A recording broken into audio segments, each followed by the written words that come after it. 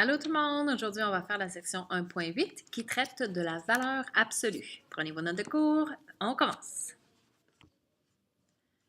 Valeur absolue. On va commencer en définissant une valeur de A. Donc, soit A, un élément des réels. Alors, lorsqu'on fait un trait vertical, on met A et qu'on met un autre trait vertical, ça désigne la valeur absolue de A. Valeur absolue de A.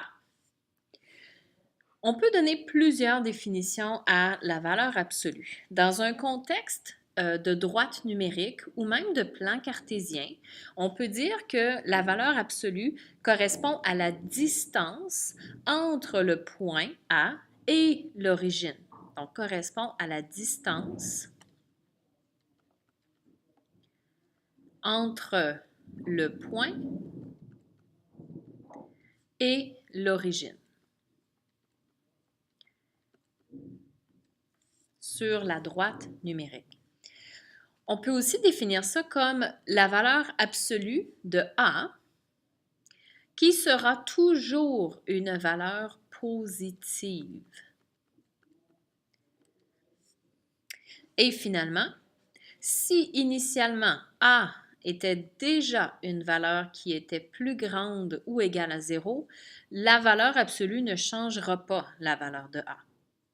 Mais le grand rôle de la valeur absolue, c'est que si le A était négatif, valeur absolue de A va valoir plus A. Donc, autrement dit, si le A, donnez juste un petit exemple, si A était égal à moins 3, la valeur absolue de A correspond à l'opération d'aller chercher l'opposé de moins 3. Et ça va nous donner tout simplement plus 3.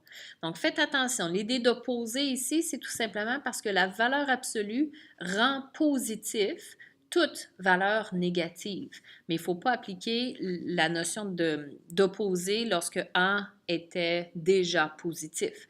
Donc, valeur absolue d'un A positif ne devient pas l'opposé, ne devient pas moins A. Donc, la valeur absolue rend tout ce qui est négatif positif. À l'exemple 1, on demande de représenter valeur absolue de 4 sur la droite numérique. Bien, il faut penser, valeur absolue de 4, ça va donner plus 4. Mais si initialement, j'avais déjà, c'est-à-dire une valeur négative, bien, valeur absolue de 4 vaudrait 4 aussi. Donc, l'intervalle valeur absolue de 4 correspond à tout ce qui est compris entre moins 4 et plus 4. On a défini ça tantôt comme étant la distance entre l'origine et le point. Donc, j'ai une distance de 4 entre là et là, et j'ai aussi une distance de 4 entre mon origine et moins 4. Alors, c'est tout l'intervalle entre moins 4 et plus 4 qui représente valeur absolue de 4. À l'exemple 2, on demande d'évaluer les expressions suivantes. Donc, valeur absolue de 6 n'a aucun effet sur cette valeur-là, donc ça demeure 6, plus la valeur absolue de moins 2 qui, elle, va devenir plus 2. J'ai donc une somme de 8. À l'exemple suivant, on a moins 4 fois la valeur absolue de moins 1 plus moins 7 fois la valeur absolue de moins 3 au carré.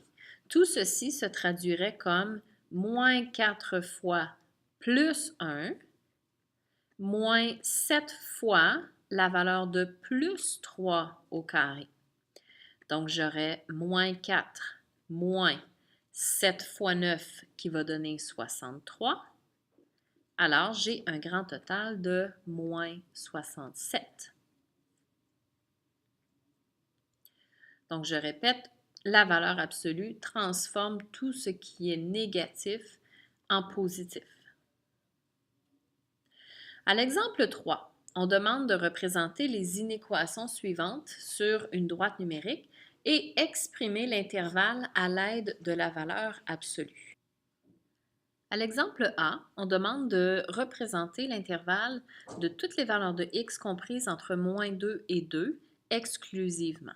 Donc, je vais commencer ici par un cercle ouvert et terminer avec un cercle ouvert sur la valeur de x égale 2. Et l'intervalle qui m'intéresse est celui compris entre mes deux valeurs. Si je veux traduire ceci en valeur absolue, il faut que je trouve une manière de dire que peu importe ce que je vais utiliser comme valeur de x, la valeur va être plus petite que 2. Donc, tout ce que je peux écrire, c'est la chose suivante. Valeur absolue de 2, c'est-à-dire valeur absolue de x va être plus petite que 2. Ça exclut donc toutes les valeurs de moins 3, moins 4, moins 5, parce qu'on s'entend que tout ce qui est ici, c'est plus petit que 2. Donc, pourquoi ne pas écrire tout simplement x est plus petit que 2? Bien, je veux que ça arrête à moins 2. Donc, je veux exclure moins 3, moins 4, moins 5. Donc, si je mettais, par exemple, moins 4 ici, bien, valeur absolue de moins 4, ça donne plus 4. Et ce n'est pas vrai que plus 4 est plus petit que 2. Donc, utiliser la notation en valeur absolue exclut automatiquement toutes les valeurs de x qui sont plus petites que moins 2. À la lettre B, je veux toutes les valeurs de x qui sont strictement plus petites que moins 3. Donc, comme ça ici. Donc, ce serait tout ce qui est là. Et toutes les valeurs de x qui sont plus grandes que 3. Donc, cercle ouvert et tout ce qui est par-dessus. Donc, ça, avec la valeur absolue, ça se traduirait comme ceci. Valeur absolue de x est strictement plus grande que 3. Donc, imaginez, si je prends ici des valeurs de x égale 4, x égale 5, x égale 6, ainsi de suite, valeur absolue demeure, laisse ces nombres-là positifs et c'est vrai qu'ils vont être plus grands que 3. Si on prend des valeurs de x qui sont plus petites que moins 3, moins 4, moins 5, moins 6 et que je m'en viens mettre ça ici, la valeur absolue va les rendre positifs et ça va demeurer vrai qu'elles sont plus grandes que 3, ces valeurs-là. Donc, voici l'intervalle qui est recherché. Si je reviens un petit peu en arrière, une autre façon ici d'exprimer l'intervalle que l'on veut, c'est qu'on veut que la distance entre l'origine et une valeur de x soit plus petite que 2. Donc, si on regarde ici, c'est bel et bien l'intervalle que l'on a. Donc, si vous voulez juste en prendre note, ce serait un bon point de repère pour plus tard parce que ça peut devenir mélangeant éventuellement, travailler avec les valeurs absolues. Alors, on peut dire que la distance entre x et l'origine est plus petite que 2. Alors qu'ici, je pourrais dire que je suis intéressée à aller chercher les valeurs de x qui ont une distance plus grande que 3 à partir de l'origine. Donc, la distance entre x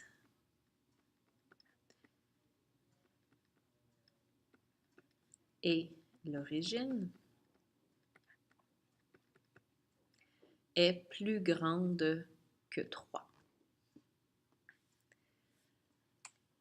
Exemple C maintenant, je veux l'intervalle compris entre moins 5 et plus 5 inclusivement. Donc, la seule différence avec tout à l'heure, c'est que je vais remplir mes petits points et je veux toutes les valeurs de x qui se retrouvent entre ces deux valeurs-là. Donc, pensez-y en termes de distance. Je veux une distance à partir de l'origine qui est pas plus que 5 unités, soit d'un bord, soit de l'autre. Alors, je veux que la valeur absolue de x soit plus petite ou égale à 5. Ici maintenant, je voudrais que x soit plus petit ou égal à moins 1 Et ensuite de ça, que x soit plus grand ou égal à 4. Ici, malheureusement, parce que mes distances sont différentes à partir de l'origine, je ne peux pas utiliser une valeur absolue pour exprimer cet intervalle-là. Donc, c'est vraiment important ici, si on veut pouvoir traduire un intervalle donné en valeur absolue, il faut que les distances recherchées soient les mêmes à la gauche et à la droite de l'origine. À la page suivante maintenant. En général, on va dire que l'intervalle entre moins a et a pour des valeurs de x correspond à valeur absolue de x est plus petit que a. Aussi, si j'ai x plus petit que moins a et x plus grand que a, ça va correspondre à valeur absolue de x qui est plus grand que a.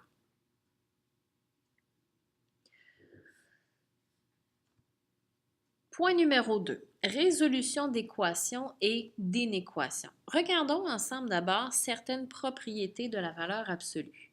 Pour une valeur de A et une valeur de B, qui sont toutes les deux des éléments des réels, on a les propriétés suivantes. Si on a la valeur absolue d'un produit, ceci correspond au produit des valeurs absolues. Alors, on peut séparer ça sans problème. De la même façon, si j'ai le quotient d'une valeur absolue, je peux traduire ça comme le quotient de chacune des valeurs séparées.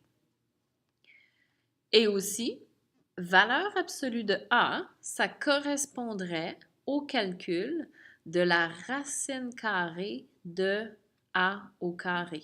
Donc, c'est comme si je prenais ma valeur, je l'élève au carré, donc ça la rend positive, et ensuite de ça, je refais la racine carrée, donc je reste avec une valeur positive. Donc, c'est comme une opération qui est équivalente. Si je regarde l'exemple 4, où on vous demande de résoudre les équations suivantes, je veux connaître quelles sont les valeurs de x possibles et qui fonctionneraient là-dedans, en n'oubliant pas qu'ici, je traite des valeurs absolues. Donc, ce que je vais faire, je vais procéder comme en algèbre simple. Je vais envoyer mon 6 de l'autre côté, donc je le soustrais à la gauche, je le soustrais à la droite, ce qui veut dire que je cherche des valeurs absolues de x qui sont égales à 9. Alors, bien, je sais que si je mets plus 9 ici, je vais avoir la bonne valeur. Et si je mets moins 9 ici, je vais avoir également plus 9. J'ai donc deux solutions qui sont égales à plus ou moins 9. À la lettre B maintenant, un petit peu plus complexe. Si j'ai K-13 qui est égal à 11, il va falloir que je considère deux choses. La première, le contenu de ma valeur absolue était positif. Donc, j'ai réellement que K-13 est égal à 11. Mais aussi, je dois considérer le cas où le contenu de ma valeur absolue valait moins 11. Alors, lorsque j'ai appliqué la valeur absolue, j'ai obtenu mon résultat de plus 11. Alors, il est aussi possible que K-13 ait été égal à moins 11 avant d'appliquer la valeur absolue.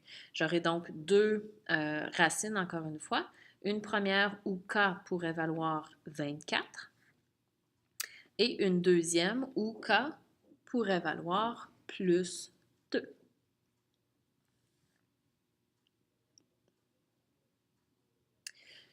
La suivante ici, 2 fois la valeur de A, valeur absolue de 100, moins 7 égale 9. Donc, je vais commencer comme ceci. Valeur absolue de 2A est égale à 16. Le 2, qu'il soit dans la valeur absolue ou à l'extérieur, ça ne change rien puisque c'est une valeur qui est positive. Donc, si j'applique ma propriété sur le produit, je pourrais dire valeur absolue de 2 fois valeur absolue de A.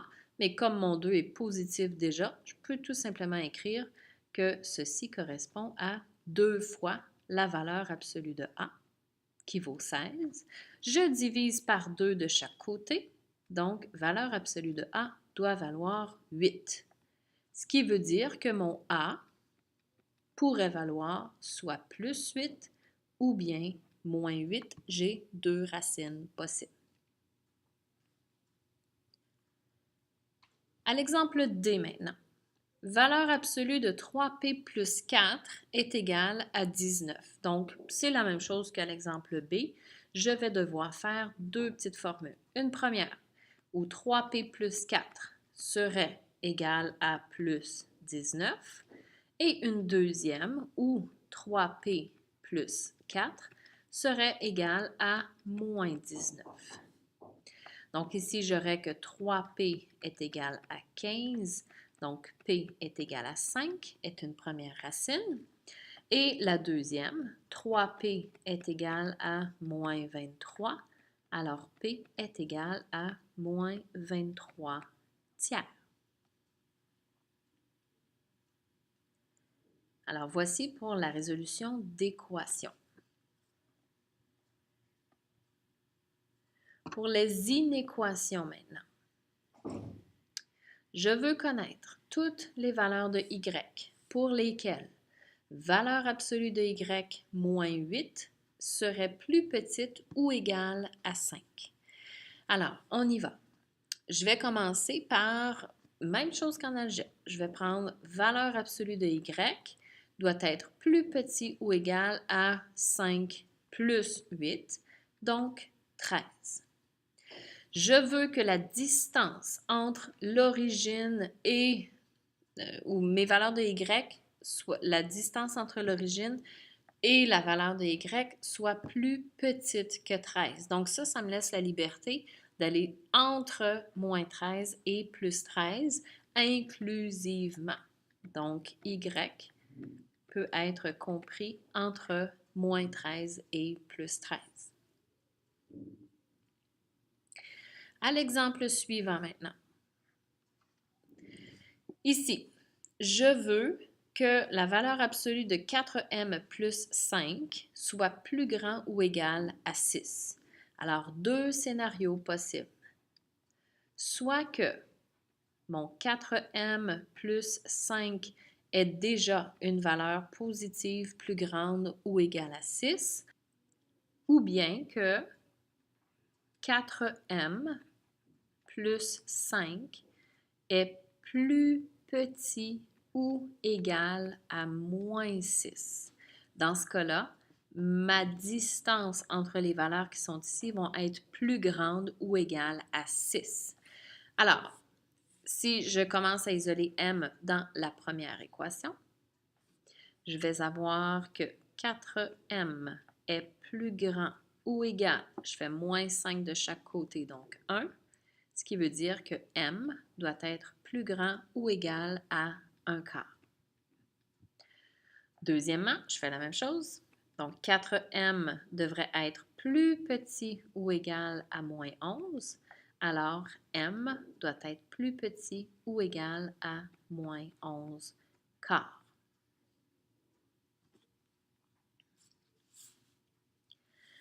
À la page suivante maintenant. Représentation graphique de f de x est égale à la valeur absolue de x et les transformations. Alors, la définition, on va dire f de x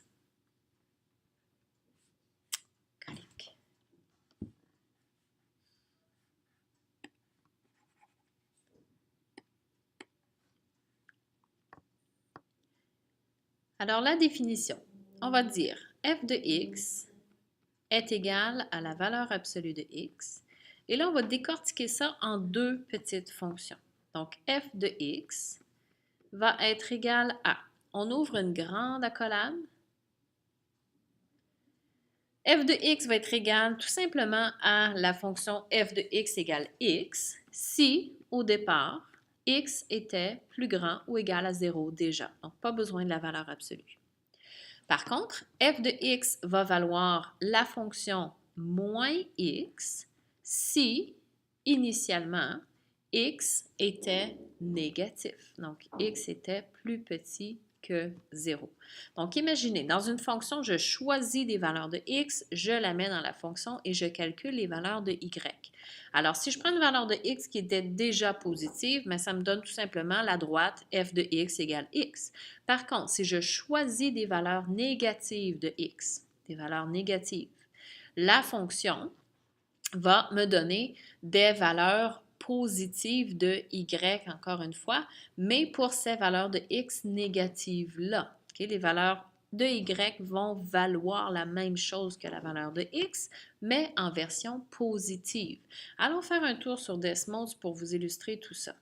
Voici la droite y égale x tout simplement. Donc, quand je prends des valeurs de x positives, y est positif, mais si je prends des valeurs de x négatives, j'ai des valeurs de y qui sont négatives.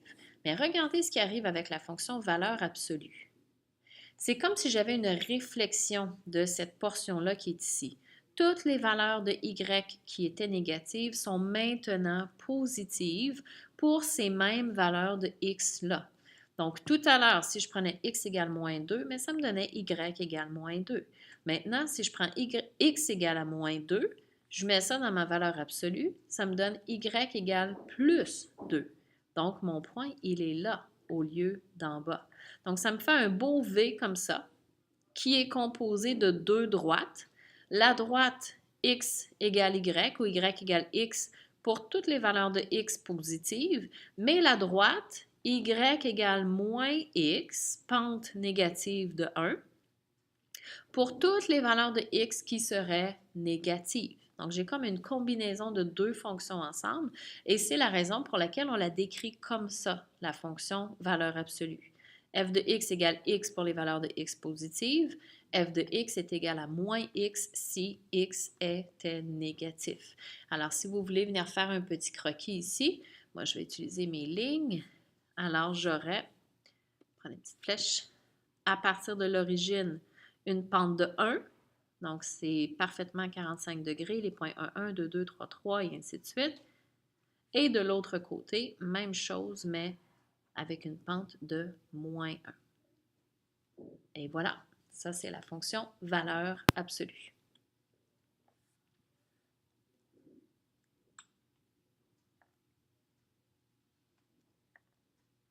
Les caractéristiques maintenant. Le domaine de cette fonction-là, bien, il n'y a aucune restriction. Ça va tout simplement être tous les x qui sont éléments des réels. Par contre, l'image pour cette fonction de base-là, ça va être tous les y vont être éléments des réels tels que y est plus grand ou égal à 0. Je n'ai que des valeurs positives de y. Mon point minimum, bien, c'est mon origine qui est à 0, 0. Mon point maximum, j'en ai pas parce que ça file jusqu'à plus l'infini. La croissance maintenant. Donc, plus mes x augmentent, plus mes y augmentent. Donc, ce bras-là ici, le bras de droite, représente une croissance. Alors, c'est croissant sur toutes les valeurs de x qui sont strictement plus grandes que 0. Et ça va être décroissant pour toutes les valeurs de x qui sont strictement plus petites que 0. Rappelez-vous, on n'inclut pas le 0 parce qu'ici, mais qu'est-ce qui se passe? Est-ce que je suis dans la décroissance? Est-ce que je suis dans la croissance? On n'inclut pas cette valeur-là. Le comportement à l'infini maintenant. Comment se comportent mes y? Plus mes x tendent vers plus l'infini. Donc, plus j'avance dans l'infini positif ici, qu'est-ce que mes y font? Mais ils font la même chose. Eux autres aussi, ils tendent vers plus l'infini. Donc, y tend vers l'infini. Maintenant, plus mes x s'en vont dans les négatifs, qu'est-ce que mes y font? Mais normalement, dans la droite normale, j'irai vers moins l'infini, mais là, je remonte encore vers plus l'infini. Donc, les comportements à l'infini pour les y sont les mêmes à la gauche et à la droite. Et ce fameux point-là, qui est comme un sommet un petit peu, c'est ce qu'on appelle un point anguleux parce qu'il est vraiment à la croisée de deux droites. Donc, ce point-là, c'est le point de coordonnées 0, 0. Si on descend maintenant à l'exemple 6, on demande de tracer les graphiques des fonctions suivantes et d'identifier leurs caractéristiques. Avant de faire ceci, j'aimerais vous ramener dans Desmos quelques instants. Si vous vous rappelez de votre forme canonique pour les fonctions du second degré, vous n'aurez aucun problème ici parce que les fonctions valeur absolue se comportent exactement de la même manière que nos paraboles et avec les mêmes paramètres A, H et K. Donc, si vous vous rappelez, le H, translation horizontale. Si H est positif, je m'en vais à droite. Si H est négatif, je m'en vais à gauche. Par contre, si H est positif, j'ai un moins dans mon équation. Et si H est négatif, je vais avoir un plus à cause de la double négation. Pour le K, translation verticale, donc mon point anguleux qui est à 0, 0 va aboutir à H et K comme le faisait le sommet de la parabole. Et le A, lui, va avoir une incidence sur l'ouverture. Plus A est grand, plus c'est fermé. Plus A est petit, plus c'est ouvert. Si le A est négatif, bien, ça va être ouvert vers le bas avec le même type d'ouverture. En plus de ça, le A va représenter exactement la pente de mon bras positif. D'accord? Donc, si j'ai une pente ou négatif, là, si j'ai une pente ici de 2, si je mets un A qui vaut 2, bien, regardez la pente de la droite qui est ici, elle est de 2. Si je prends un point aléatoire, je tasse de 1 en X, je monte de 2 en Y. Ça, ici, c'est une pente de 2. Donc, c'est quand même très facile à représenter les fonctions valeur absolue. Donc, si je reviens ici, je veux illustrer la fonction f de x égale valeur absolue de x plus 2. Donc, si j'ai la forme valeur absolue de x moins h, ceci signifie que mon h, il est égal à moins 2. Ma fonction valeur absolue va donc tasser de 2 unités vers la gauche. Il n'y a pas d'autre transformation. Donc, mon point anguleux va être à moins 2, 0. Et la pente de chacun de mes bras va valoir 1. Donc, je vous laisse tracer ceci. Je vous laisse remplir au meilleur de vos connaissances les caractéristiques et je vous reviens dans un instant avec la solution. Alors, voici la solution. Le domaine sera l'ensemble de tous les nombres réels. L'image sera toutes les valeurs de y qui sont plus grandes ou égales à 0. Les zéros de la fonction, mais en fait, il y en a un seul, c'est à notre point anguleux, donc à x égale moins 2. La fonction est croissante sur tout l'intervalle de x est strictement plus grand que moins 2 et décroissant sur l'intervalle de x plus petit que moins 2. Et l'axe de symétrie, tout comme dans la parabole, passera par ce qui était autrefois le sommet, maintenant le point anguleux. Alors, l'axe x égale moins 2, donc la droite verticale qui serait ici, représente notre axe de symétrie. Si on va de l'autre côté maintenant, vous avez plusieurs exemples à compléter. Donc, je vous laisse faire la lettre B. On va y revenir. Même chose, à l'exception près qu'on a également une translation verticale. Alors, je vous laisse compléter et je vous reviens dans un instant. Voici donc la solution pour B. Le domaine, toujours l'ensemble des nombres réels. L'image, toutes les valeurs de y qui sont plus grandes ou égales à moins 3. Les zéros, graphiquement, on les distingue. X égale 1, x égale 7. La croissance, elle se trouve sur toutes les valeurs de x qui sont plus grandes que 4. Et la décroissance, toutes les valeurs de x qui sont plus petites que 4. Et l'axe de symétrie se retrouve à x égale 4. On va les faire C. Encore une fois, un élément additionnel ici pour la lettre C. Il s'agit du paramètre A, l'élongation verticale. Donc, la seule distinction maintenant, c'est que les deux droites vont avoir une pente de plus 2 et de moins 2. Donc, je vous laisse aller avec ça. Je vous reviens dans un instant. Pour la lettre C maintenant, le domaine, l'ensemble des nombres réels. L'image, tout ce qui est plus grand ou égal à moins 6.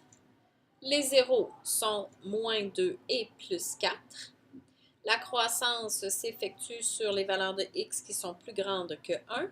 La décroissance pour les valeurs de x qui sont plus petites que 1. Et l'axe de symétrie que j'ai représenté en pointillé rouge est à x égale 1. Le dernier exemple maintenant pour cette série, un petit peu différente. Alors, on a l'équation de la fonction f de x égale moins la valeur absolue de 2x plus 6, le tout plus 5. Voici ce qu'on peut faire avant d'entamer les procédures pour aller tracer. Ce que je peux dire, c'est la chose suivante. J'ai moins la valeur absolue de, je peux mettre 2 en évidence, donc j'ai 2 fois x plus 3, valeur absolue, plus 5. Ça, c'est ma fonction f de x. Avec les propriétés des valeurs absolues, je peux dire que j'ai moins la valeur absolue de 2 fois la valeur absolue de x plus 3, le tout plus 5. Et comme valeur absolue de 2, c'est 2, j'ai tout simplement que ma fonction, c'est moins 2 fois la valeur absolue de x plus 3 plus 5. Alors, je distingue clairement mes trois paramètres A, H et K. Alors, je peux recommencer et aller chercher mon point anguleux qui va être à moins 3 et plus 5. Et cette fois-ci, j'ai besoin de pentes qui sont égales à 2 d'un bord et moins 2 de l'autre, mais le tout va être renversé vers le bas. Alors, j'aurai un V qui pointe vers le bas plutôt que vers le haut. Donc, je vous laisse aller et je vous retrouve encore une fois dans quelques instants. Alors, voici la solution. Le domaine, l'ensemble des nombres réels. L'image, tous les y qui sont plus petits ou égal à 5. Les zéros, si on vient lire comme il faut, j'ai moins une demi et puis moins 5 demi. Ensuite de ça, là, les rôles ont été inversés. La croissance se trouve sur cette section-ci. Alors, pour toutes les valeurs de x qui sont plus petites que moins 3, et la décroissance se fait de l'autre côté, donc pour toutes les valeurs de x qui sont plus grandes que moins 3, et l'axe de symétrie se retrouve à x égale moins 3. Vous voyez les pentes ici, elles valent moins 2 à la droite, plus 2 à la gauche. Alors, les rôles ont été inversés encore une fois, mais ça demeure qu'on a une pente en valeur absolue qui vaut 2. Il nous reste la dernière page. Alors, à l'exemple 7, un petit peu différent, on demande de trouver l'équation des fonctions suivantes. Alors, bien sûr, on identifie qu'il s'agit de fonctions valeurs absolues, sont assez distinctives par la forme d'un V. Donc, pour trouver l'équation complète, bien, pensons à la parabole. L'ouverture ici, elle est vers le haut. Donc, le A sera positif. Le A correspond à la pente de chacun des bras, celui qui est positif dans le cas présent. Donc, si je regarde la pente de cette droite-là, je dois monter de 2 et tasser de 1 pour revenir ici sur ma droite. Donc, la pente est de 2. Alors, on aura f de x égale une valeur de a qui vaut 2. Je vais ouvrir ma valeur absolue. Maintenant, ce qui s'en vient à l'intérieur, c'est x moins la valeur de h, qui est la translation horizontale. Donc, cette translation-là, on peut se fier à la position du point anguleux. Donc, on aura x moins 4 dans le cas présent. Je ferme ma valeur absolue et la valeur de k, qui serait la translation verticale, vaut 0 dans le cas présent. Donc, pas nécessaire de rajouter le plus 0. On peut en rester là. Si je fais B avec vous, et je vais vous laisser faire C et D par vous-même, alors je peux commencer tout de suite. F de x égale Je sais que ma valeur de A sera positive comme tout à l'heure. Si je regarde la pente de cette droite positive, bien, elle est de 1, tout simplement. Donc, pas nécessaire d'écrire le 1 en avant. Je peux ouvrir, par contre, ma valeur absolue. Ensuite de ça, j'aurai la valeur de X moins la valeur de H, qui ici vaut 1, 2 et 3, si je veux atteindre mon point anguleux. Je ferme la valeur absolue et cette fois-ci, mon K vaut moins 2. J'ai descendu de 2. Alors, voici l'équation. Je vous laisse faire C et D et je reviens avec la solution dans quelques instants.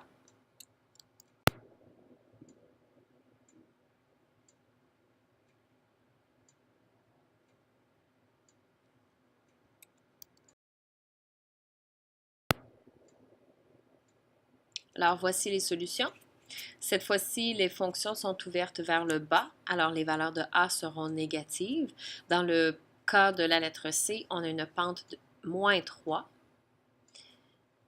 Ensuite de ça, il y a un déplacement de 5 vers la gauche et ensuite de ça, de 3 vers le haut. Donc, ça devient x plus 5 et plus 3 pour terminer. Dans l'autre cas, une pente négative de 2. Ensuite de ça, déplacement horizontal de 3 unités vers la gauche et ensuite de 1 unité vers le bas. Donc, ça devient moins 2, valeur absolue de x plus 3 et ensuite moins 1. Voilà, ça termine la section sur la valeur absolue. Vous pouvez maintenant faire des exercices et vous pratiquer avec ça.